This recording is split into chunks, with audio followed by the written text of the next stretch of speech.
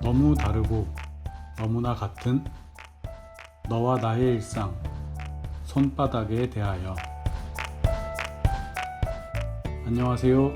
저는 동물복지를 공부하는 수의사 최태규입니다. 오늘은 손바닥에 대해 이야기해 보겠습니다.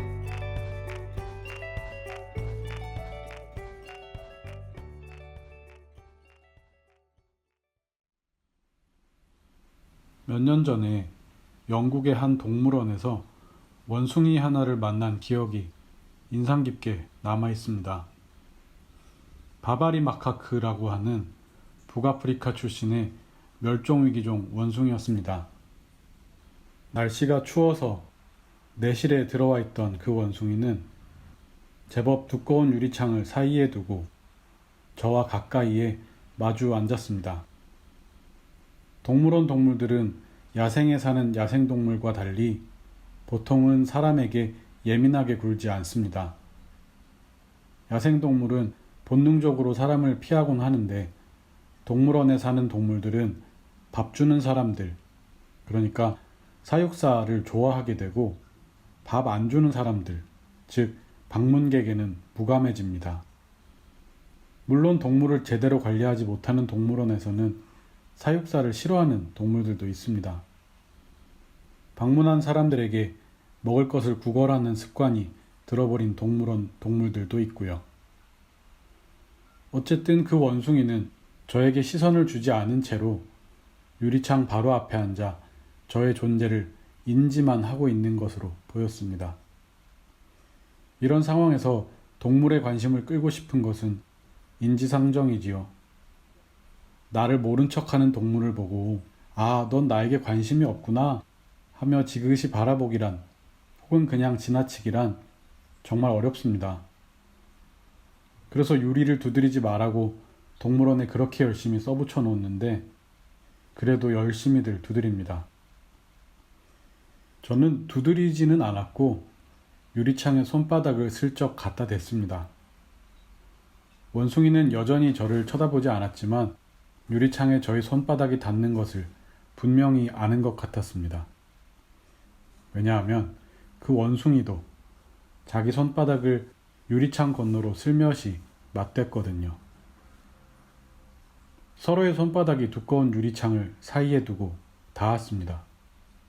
체온도 냄새도 느낄 수 없었지만 기억이 아직도 강하게 남은 이유는 어쩌면 그 원숭이의 손바닥이 제 손바닥과 너무 똑같이 생겼고 손바닥을 유리창에 갖다 대는 순간 손바닥에 수많은 주름이 하나하나 움직이는 모습까지 제가 가진 사람의 손바닥과 너무 닮았기 때문인 것 같습니다.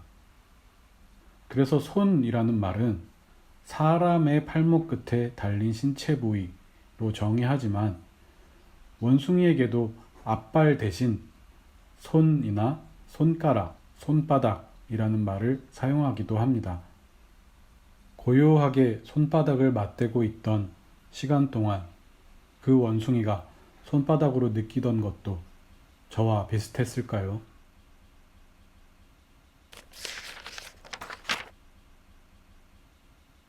저와 손을 가장 많이 맞잡았던 동물은 호두였습니다. 까만 리트리버 호두는 저와 함께 지낸 14년 내내 저의 손바닥 위에 자기 손바닥을 올렸습니다. 손이라는 말을 하면서 손바닥을 내밀면 호두는 자기의 손을 저의 손바닥에 올리도록 훈련받았습니다. 손을 주는 훈련은 개를 기르는 사람들이 재미삼아 많이들 하시죠. 일반적으로 개의 손은 손이라고 부르기보다는 앞발이라고 부릅니다. 사람의 손과 비교해서 기능과 형태가 꽤 다릅니다. 어느 것이 맞는 말이라고 단정지어 판단할 필요는 이제 점점 없어져 가는 것 같아요. 앞발이든 손이든 개에게는 상관없는 인간의 말이기도 하고요.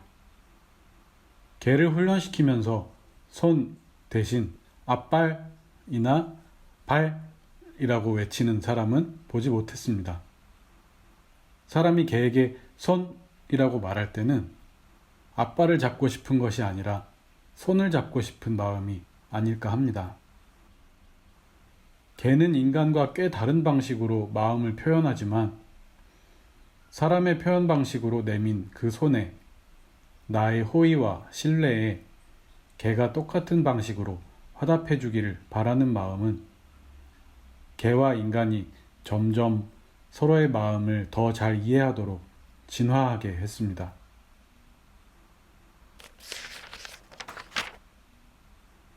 손바닥에 먹이를 올려 내밀었을 때 동물이 나를 두려워하지 않고 또 손을 물지도 않고 신난 표정으로 먹이를 먹으면 기분이 좋습니다. 그 동물이 개일 때도 좋지만 개보다 사람에게 거리를 더 두는 고양이면 더 좋고요. 소처럼 조심성이 많은 동물이 커다란 혀와 입술로 손바닥을 축축하게 적셔줄 때도 나를 믿어준다는 기분에 뿌듯해집니다. 참새나 곤줄박이처럼 야생에 사는 새가 손바닥 위에 올라 먹이를 먹어주면 마치 수도승이라도 되는 느낌입니다.